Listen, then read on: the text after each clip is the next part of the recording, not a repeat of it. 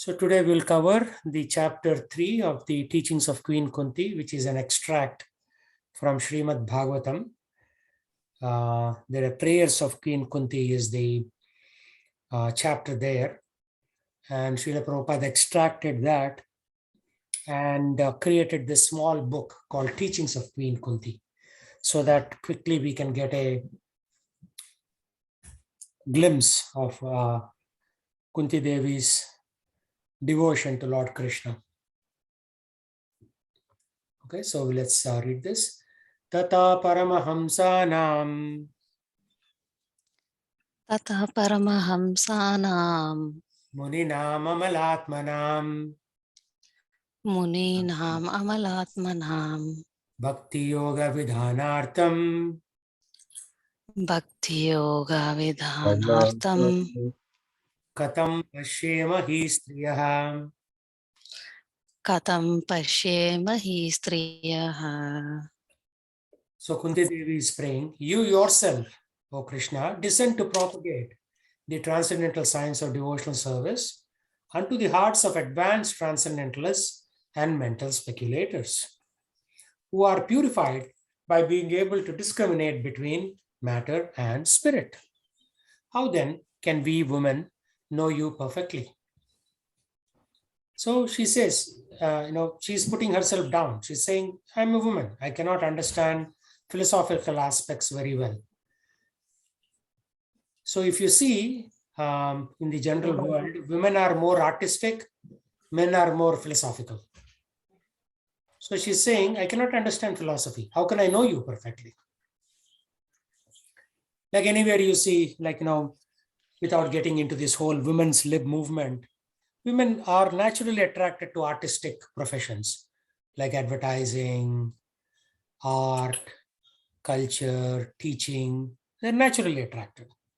Men are naturally attracted to more professions like truck driving, construction, right? Because you cannot say women and men are same. Then why does that happen? Why do you not find women excavator drivers? You may find 1 in 100, but it's not natural, right? So there is a certain natural inclination that these genders go towards. There is a certain natural inclination that we go towards. So we have to understand that there is a natural distinction. And here she is saying, I'm not philosophically inclined, O Krishna. Then how can I understand being a woman?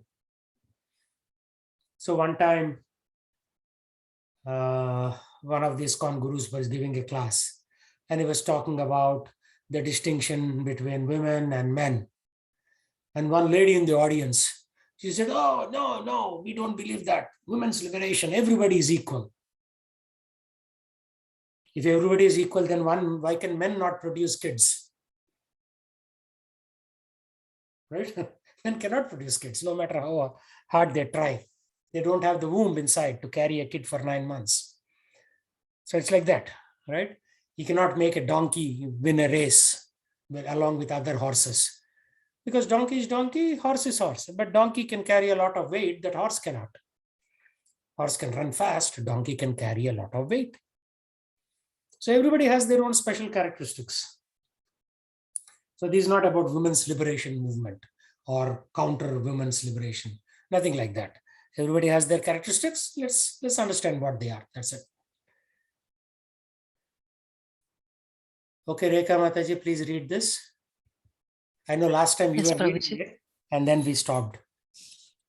Sure, Prabhuji. Even the greatest philosophical speculators cannot have access to the region of the Lord. It is said in the Upanishads that the supreme truth, the absolute personality of Godhead, is beyond the range of the thinking power of the greatest philosopher. He is unknowable by great learning or by the greatest brave. He is knowable only by one who has his mercy.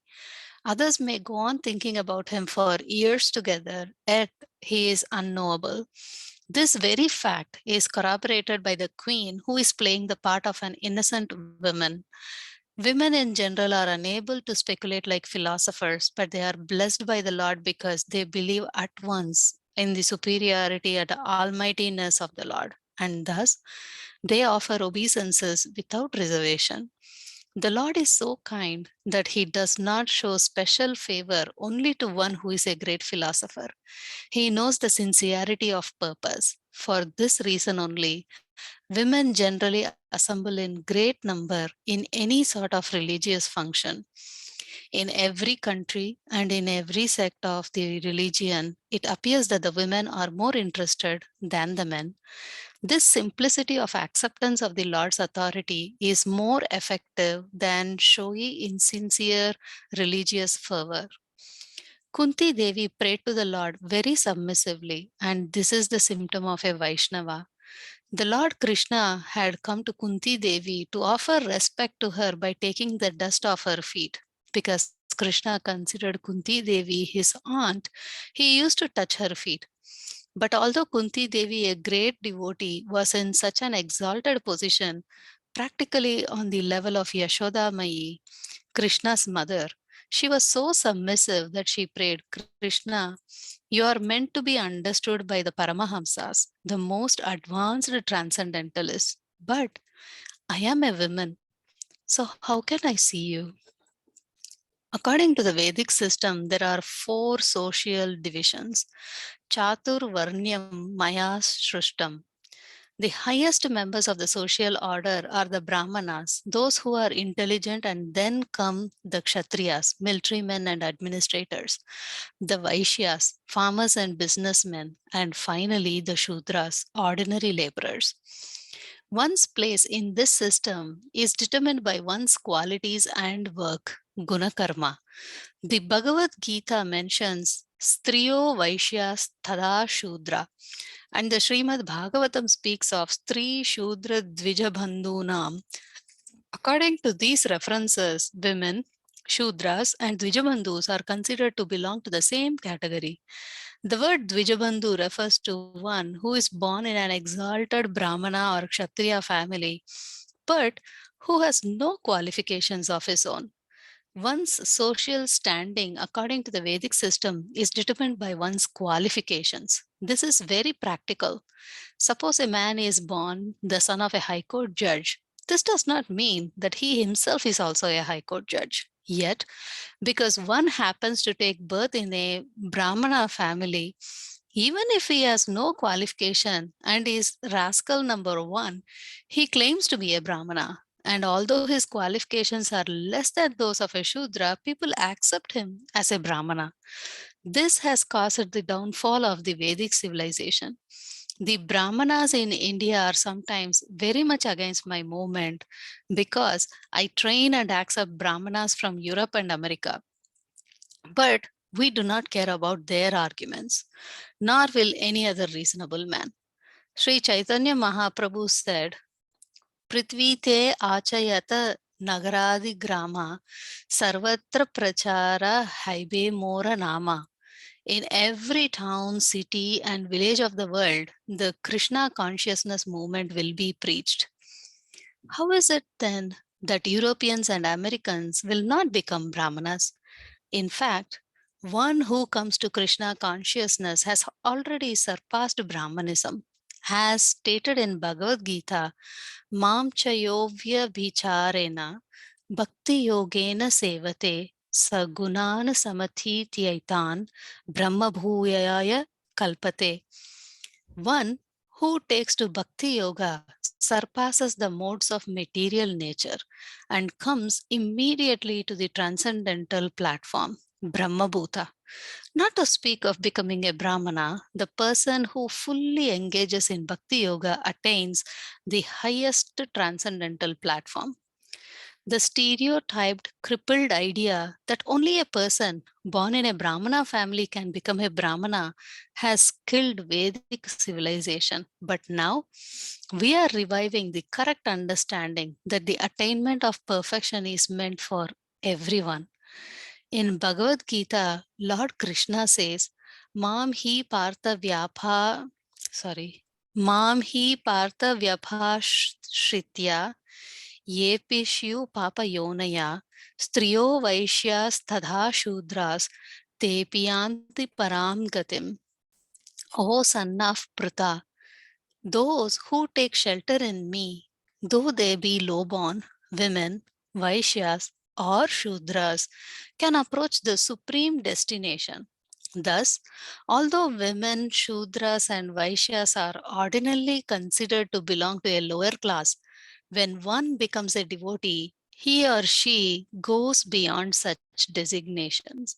Women, Shudras, and Vaishyas are ordinarily regarded as less intelligent. But if one takes to Krishna consciousness, one is the most intelligent. As stated in the Chaitanya Charitamrita, Krishnaye bhaje se bhada chatura. And Chaitanya Mahaprabhu says, Irupe Brahmanda Brahmite Kona Bhagyavan Jiva Guru Krishna Prasade Paya Bhakti Lata Bhija. Among all the living entities wandering through the universe, one who is very fortunate receives by the mercy of the spiritual master and the mercy of Krishna the seed of devotional service. Chaitanya Charitamrita. The Krishna consciousness movement does not consist of wretched, unfortunate men. No, it consists of the most fortunate. One who has taken to Krishna consciousness is to be considered the most fortunate because he has found the way to act so that his life will be perfect. One who is Krishna conscious and discharging his duties nicely is the most fortunate and the most perfect. This is humbly stated here by Kunti Devi. Although Kunti had the body of a woman, she was a devotee. Therefore, she was not like an ordinary unintelligent woman.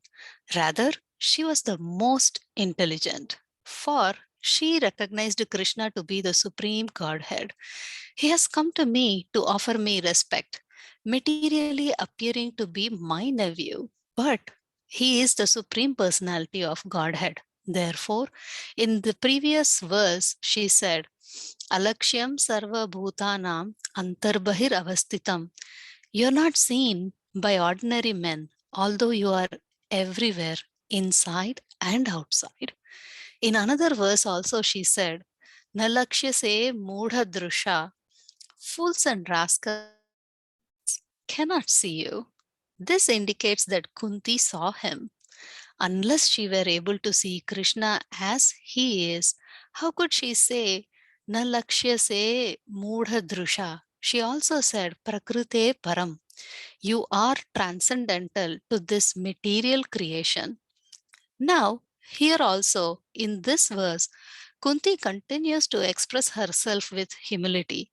This humility is very good in devotional service. Therefore, Sri Krishna Chaitanya Mahaprabhu teaches us Trinad api suni chena, taror api sahishnuna. One should be more tolerant than the tree and humbler than the grass to make progress in spiritual life. This is necessary because for one who is living in this material world, there will be so many disturbances, just as if one were traveling on the ocean. One cannot expect a very peaceful situation on the ocean. Even a big ship may also be unsteady, and at any moment there may be tumultuous waves. Similarly, in this material world, we should always expect danger. One cannot expect a very peaceful life within this material world. The Shastra, the Vedic literature says, Padam Padam Yad Vipadam. At every step, there is danger. But if one becomes a devotee, then one can escape. Mayam yetam tarantite.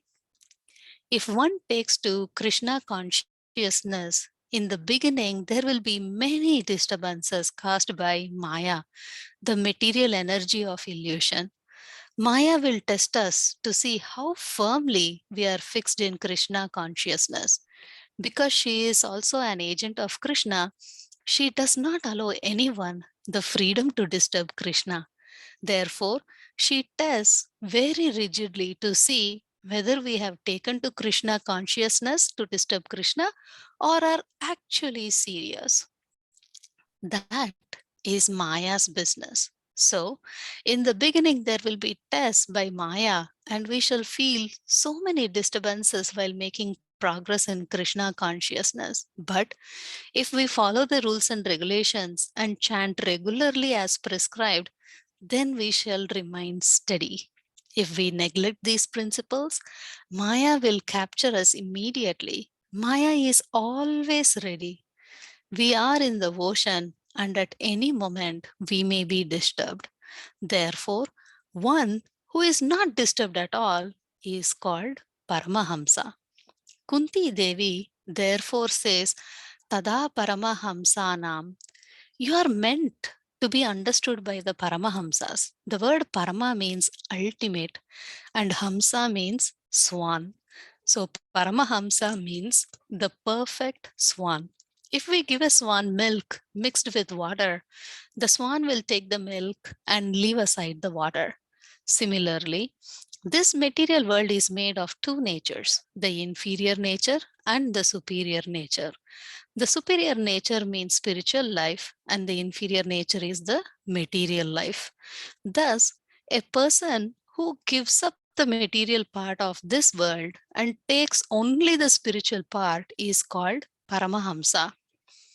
One should know that the activities of the body are due to the soul within the body. That is the real fact. The body is only the outward covering. Similarly, one should know that Krishna is the real center of all activities, and one who knows this is a Paramahamsa. Thus, Bhakti Yoga is for the Paramahamsa, one who knows that Krishna is the central fact. Krishna says in Bhagavad Gita, Aham sarvasya prabhavo mattaha sarvam pravartate. I am the source of everything. Everything emanates from me. So, one who knows not only theoretically, but practically that Krishna is the cause of all causes, one who is convinced of this is a Paramahamsa. Kunti Devi says, you are meant for the Paramahamsas, not for the rascals and fools. You are meant for the Paramahamsas and Munis. The word Muninam refers to those who are thoughtful or to mental speculators, and the word Amalatmanam refers to one who has no dirty things in his heart. The heart of a materialistic person is full of dirty things. What are those dirty things? Lust and greed. All materialistic persons are lusty and greedy, and therefore their hearts are understood to be full of dirty things. But Amalatmanam refers to those who are freed from these two contaminations. Bhakti Yoga is meant for those whose hearts are cleansed, not for the lusty and greedy. Of course, those who are lusty and greedy may try to advance, and gradually they may do so. But once one is situated in Bhakti Yoga, there is no more lust or greed. Viraktir anyatra cha. This is the test. When one is free from lusty desires and greed, then he is situated in Bhakti Yoga and is actually a Paramahamsa. Kunti Devi humbly submits. You are meant for the Paramahamsas and Munis, those who are cleansed in heart and are engaged in Bhakti Yoga. But what are we? We are simply women. We are in a lower class. How can we understand you? Although she understands everything, she still takes the position of an ordinary woman and says, how can I understand you? This is humility. Hare Krishna. Very nice. So, very excellent purport. It will take about half an hour to walk through, talk about this purport. It's a lot of information. So, basically, if we understand everything in connection with Krishna through the Srimad Bhagavatam, then we are not ordinary. So Kunti Devi understands everything, but still she is taking the position of an ordinary woman, saying that how can I understand you? Right? Humility is very, very important. And Bhakti Yoga is only meant for those whose hearts are cleansed. Right? If the heart is not clean, then you will not understand Bhakti Yoga. And we may start out with being lusty and greedy, but once we start, there is no more lust or greed. Viraktir anyatracha. Bhakti pareshanubhava viraktir anyatracha. That is the verse, Srimad Bhagavatam 11th canto, 2nd chapter, verse 42. So when we get into this bhakti process, we have to be indifferent to other things. Indifferent doesn't mean you leave your responsibilities, but you're not attracted to these other things anymore. Like somebody will come and say, oh, there is this new movie, Bollywood star. Let's watch it. No, I'm not really interested. I have better things to do. Yeah, you go ahead. Right? So you get that virakti. Virakti means like you don't really get attracted to material concepts. The material concepts are all around you. They won't go away. As long as we are in the material world, they'll all be around you. But you will develop that internal desire to not really follow those. So that is the difference. You will not get that desire. Everything else is okay. And we gradually advance. We try to advance and gradually. But once we come to the platform of Bhakti Yoga, which is not easy, which is pretty high standard, like chanting your rounds every day, 16 rounds, reading Srimad Bhagavatam, teaching the spirit of Bhagavad Gita to other people, right? Constructing temples, cooperating with the devotees, which is not easy because every devotee will have their own viewpoint. But you have to cooperate, right? Because this is all for Krishna. So when one is free from lust or greed, then that person is said to be situated in Bhakti Yoga. Elsewhere in Bhagavad Gita, Krishna talks that there are 3 gateways to hell: lust, greed, and anger. So you should remember this. The code word for the airport in New York City is LGA, LaGuardia Airport, LGA. So L, lust, G, greed, A, anger. These are the 3 things that are gateways to hell, Krishna says. So if you want to go to hell, you have to be lusty, you have to be greedy, and you have to get angry all the time. Of course, there is good anger and bad anger. Anybody know an example of a good anger from the scriptures? When Krishna was maybe a little upset with Arjun about his questions. Yeah, that one, of course, Krishna. We are talking about individual human beings. Yeah, sure. The being angry on Krishna for eating all the butter and all that.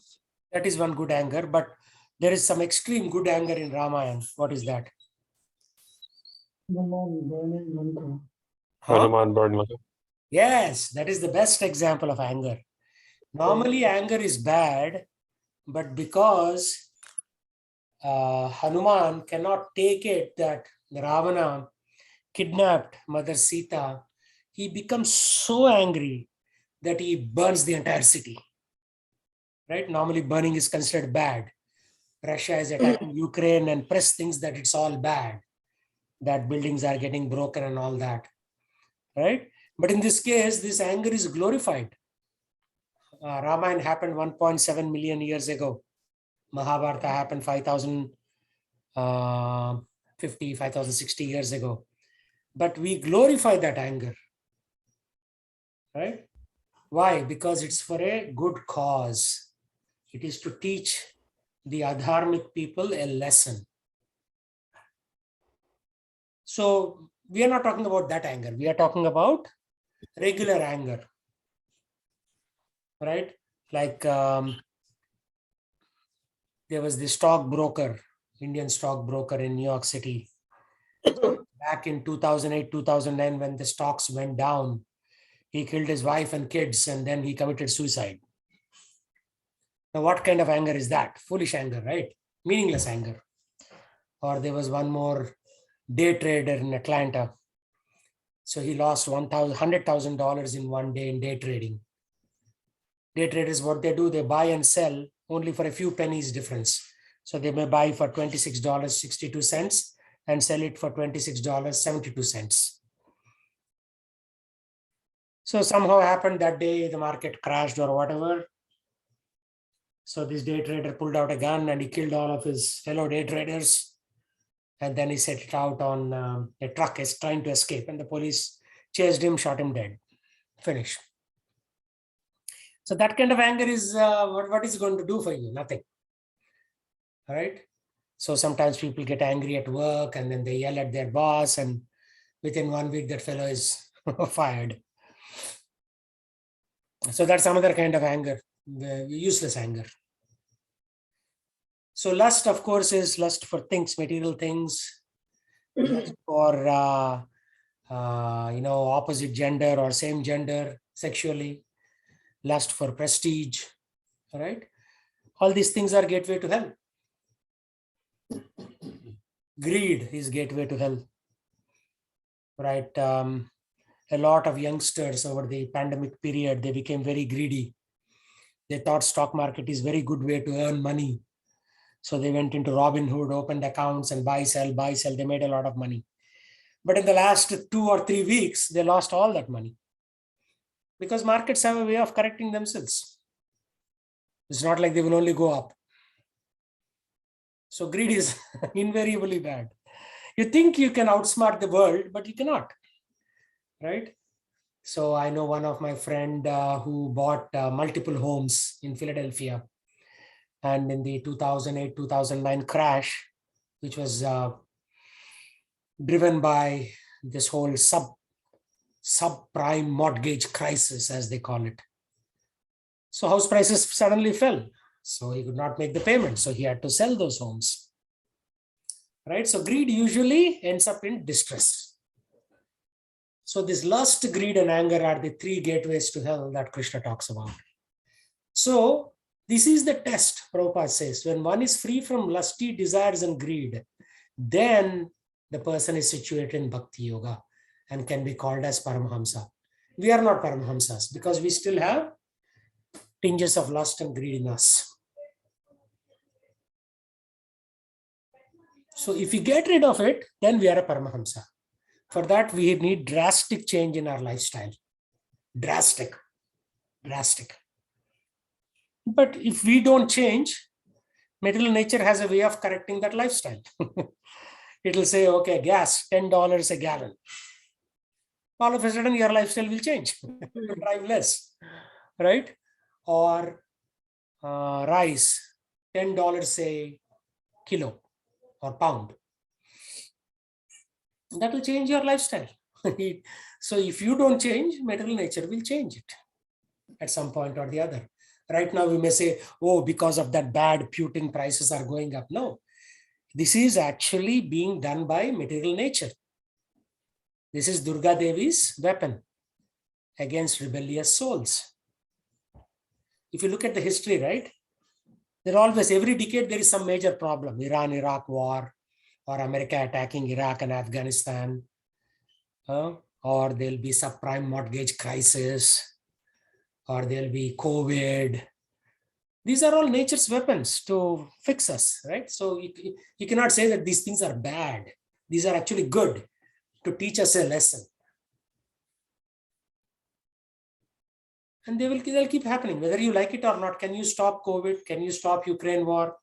Can you stop subprime mortgage crisis? We are too small to stop any of these things. They're too small, I would say. So we have to get rid of lust and greed gradually. If not, nature will take over. She will teach us a lesson. All right. So Kunti Devi is saying that Krishna is meant for Paramahamsas. not for rascals and fools. So we have to be a Paramahamsa platform to think of Krishna. Yes, you know Krishna is a deity in the temple. You can say Hare Krishna. But unless we become Paramahamsa, we will not understand Krishna. That is Kunti Devi's, emphatic assertion. I hope everybody knows the meaning of this word, emphatic, like with strong conviction and assertion. So she's making a very strong statement here. You are not meant for Paramahamsas. Sorry, you are meant for Paramahamsas, not for rascals and fools. And then, so Prabhupada makes a point. One should know that the activities are body due to soul within the body. Again, any chapter of Bhagavad Gita, any scripture will ultimately come to the same point. We are not the body, but we are the soul within. Body will die, soul will continue. So once somebody comes to that firm conviction, then their life will change drastically. They'll work on soul activities, not on body activities. So again, he says Bhakti Yoga is for the Paramahamsa. Hamsa means swan. Paramahamsa means like a superior swan. Anybody know why swan is compared to purity? Anybody know? Or it's considered a symbol of purity? White in color. Well, that is superior. It's like if I wear a white shirt, will I become a good person? Like in business office, right? Everybody will wear a white shirt, nicely, crisply ironed. Even pigeons are white. Yeah. Yeah, even pigeons are white. Yes. What else? Is the swan a vehicle of one of the gods? Maybe that's why. Yeah, that is one reason. But why is swan a vehicle of Saraswati? What is so special about swan? It's milk and oil separate. Milk you put water to separate. Huh? It's something to do with milk and water. Yes, that is the thing. If you mix milk and water and put it in front of a swan, she will separate them. She will drink the milk, and your vessel will have water left in it. So why are pure devotees compared to swans? Because they're able to bring the good out in themselves and others. Yeah. So material world is a nonsense place. Everything is dirty here. But a pure devotee will live in this dirt, but he will only take the good. And he is able to separate the good from the bad and leave the bad alone.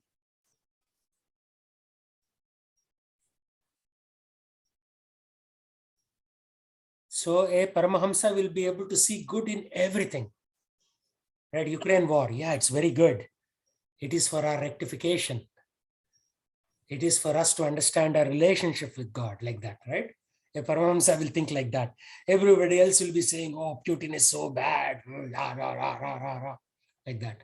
Not like everybody in Ukraine is a good person either, right? It's like only the other party is bad. So a devotee will live in this kitchen, this dirty material world, but yet he will not be affected by that. Another thing that is always compared is that of a lotus flower. Anybody know why? Because it grows in the dirty water, and It is beautiful. it's pure. No, not only beautiful. There's something else. It Purifies the water. no lotus is by Brahma. No particle stick on it. Oh, No. that's saying no particles stick on that. Yeah, that's the answer. So if you pour a drop of water on a lotus, it becomes a pearl. If you put some dirt on that, the dirt becomes a coagulate, means it will become like a pearl shaped, and the dirt will never stick. And in the next breeze that comes, that pearl-like dirt will just simply wipe off. So Krishna says, Padma Pushpa Phalam Yuvasa, means we should live like a lotus flower in water in the material world. There is everything is dirty. You cannot complain that everything is dirty.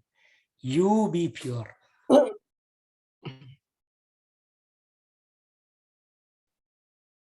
So, yeah, Krishna uses very apt examples. In scriptures, they use very precise examples. Parama means ultimate, Hamsa means swan. Parama Hamsa is the perfect swan. The swan will take the milk and leave aside the water.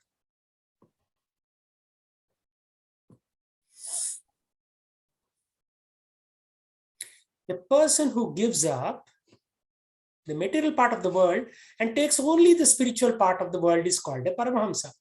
So we all can be Paramahamsas. We can be in this material world with all its faults and headaches and only take the proper part.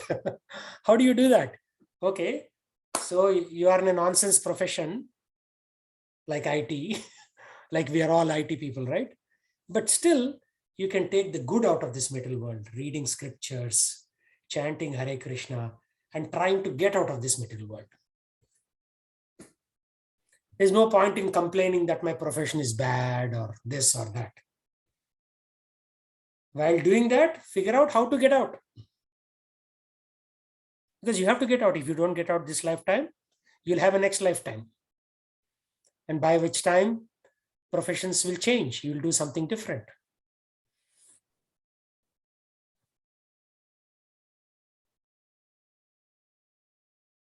Like when the Russians came, many civilians took up weapons. They never thought they will fight in their life, but they were given AK-47s and said, okay, now you have to defend. Oh, I don't know how to run this gun. I'll teach you.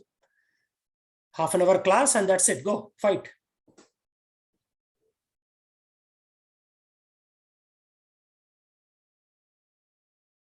So we should be like Paramahamsa, taking to the spiritual knowledge while there's no point complaining. My mother-in-law is bad. My father-in-law is bad. My boss is bad.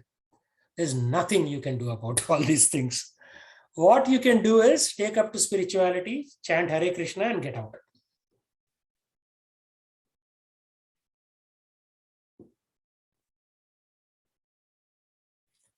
One who is not disturbed at all is called a Paramahamsa.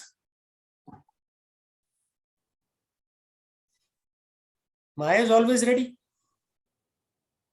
The line above that. Maya will capture us immediately. But we should not be disturbed. Maya will throw tests. She will, cause discomfort to us because that's her job in the material world. Maya Devi creates discomfort for everyone.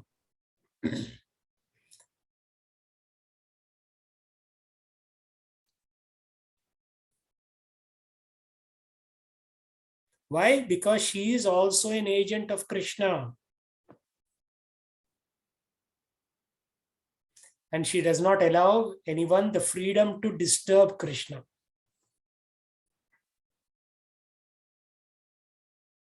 So if we are a rascal, she'll keep us firmly pinned down. Just like she uses the Trishul to pin down Mahishasura. If you go to traditional Indian temples, you will see Durga Devi pinning down Mahishasura down with a trident.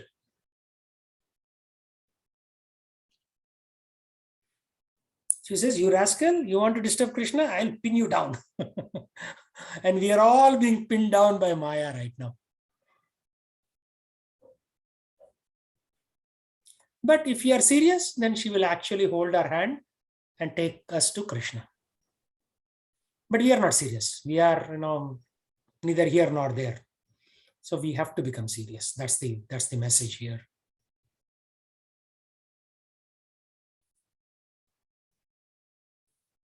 If one becomes a devotee, Mayam etam tarantite. Krishna says, Daivi hi esha gunamai, mama maya durataya. This is my Maya. How can you escape, dear sir? Daivi esha gunamai. She is divine. Daivi esha gunamai, mama. Mama means my. Maya durataya. Very difficult to overcome. But then he says, Mam eva ye prapadyante.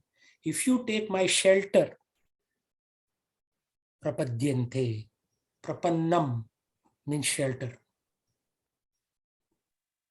Maya metam tarantite. You can cross over Maya. Right? That is sufficient actually, a class for today. If you understand that point, if you take shelter of Krishna, you can cross over Maya. Otherwise, it's impossible. Impossible. There will always be some pain in life.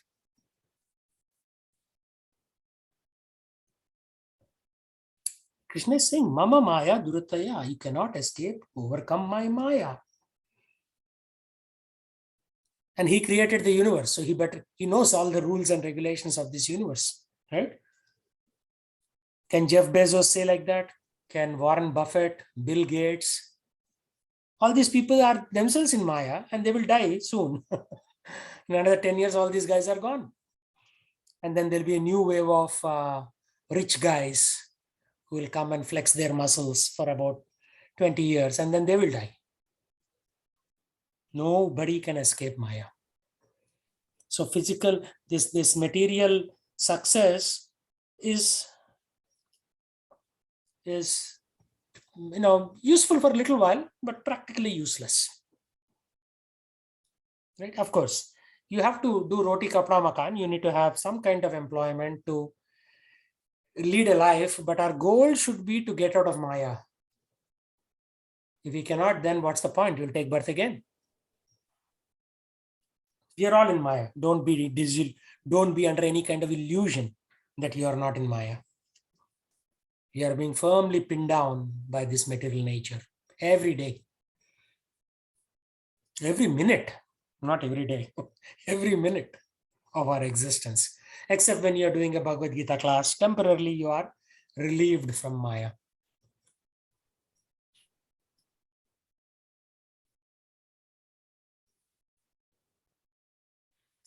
And Srila Prabhupada very nicely says, one cannot expect to be very peaceful situation in the ocean. United Nations is saying peace, peace, no war. But it's not possible. If you stall that, something else will come. Corona came, then this came. After that, something else will come. It's impossible to be peaceful. So don't even try to be peaceful here.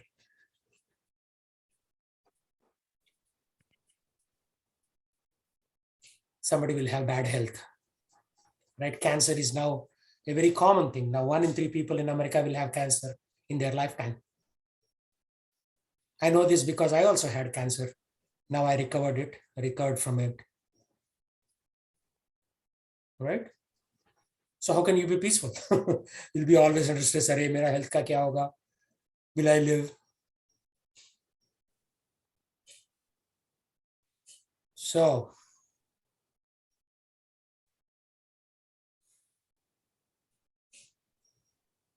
we have to understand these things very carefully.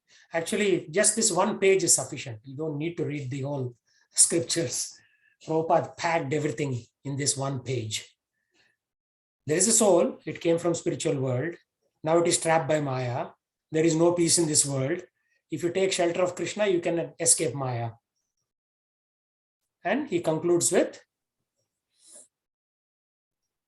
you, Krishna, are meant for Paramahamsa. So we have to become a Paramahamsa. You cannot be a, just the average Joe and expect to get liberated.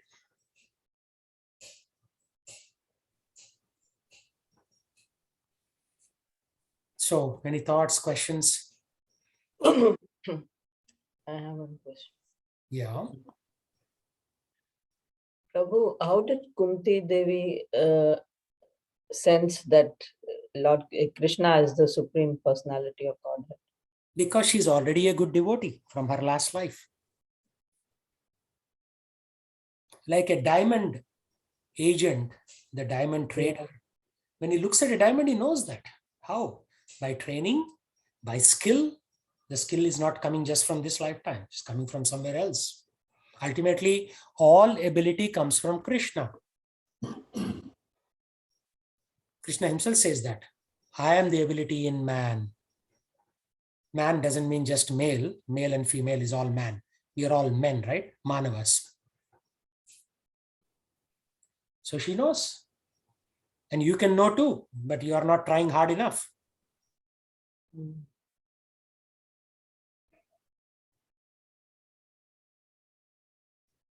Think about Kunti, think about Draupadi. All these are exalted women. They knew what position of Krishna is. I mean, Draupadi came with a specific mission, right? To destroy the entire population at that time on the planet Earth. She looks like a beautiful woman, but she came out of fire. She didn't come out of a mother's womb. Did you know this? She came out of Havan, Yajna. They were performing Yajna, and then she came out of Yajna. She came out of fire. She didn't come out of a mom's tummy. And she was the cause of the entire destruction of the population back then. There is external cause that, like Dushasana disrobed her, therefore everybody got angry.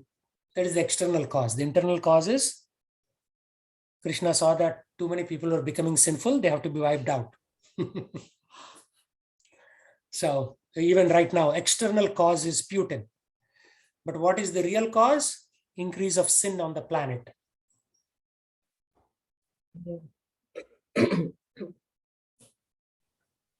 So external cause is Wuhan lab for coronavirus.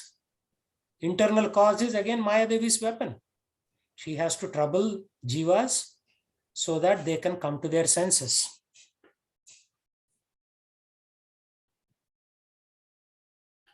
So we have to come to our senses rather quickly. Otherwise, she will beat us left and right. She has 10 hands. You have 2 hands. How can you defend yourself against Maya? Have you seen Maya, Durga Devi?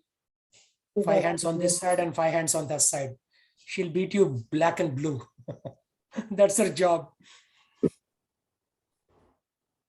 We are getting beaten every day. I mean, like today my boss was yelling at me at work. Yeah, and then I know. But an average guy will go and I'll say, "Arey, mera boss, he was angry with me." I'll go to a bar and drink a few rounds. Then he'll come home. Next morning, he'll wake up with a hangover. But I know that it's not the boss who is yelling at me. It is Maya who is yelling at me. You see the point? You should know. The average person in the world is completely confused. They don't know what the goal of life is and why they are troubling, why they are suffering. Right? You have to be very intelligent, very skillful, very knowledgeable to understand that this world is not a place of enjoyment. There will be misery caused by Maya. That's her job. You cannot go to prison and expect to be treated like a Ritz-Carlton hotel, right? Prison, they'll say, okay, here is a little bunk bed, you sleep on that. Right? If you go to a prison and expect it to be like Ritz-Carlton or whatever, some 7-star hotels, illusion.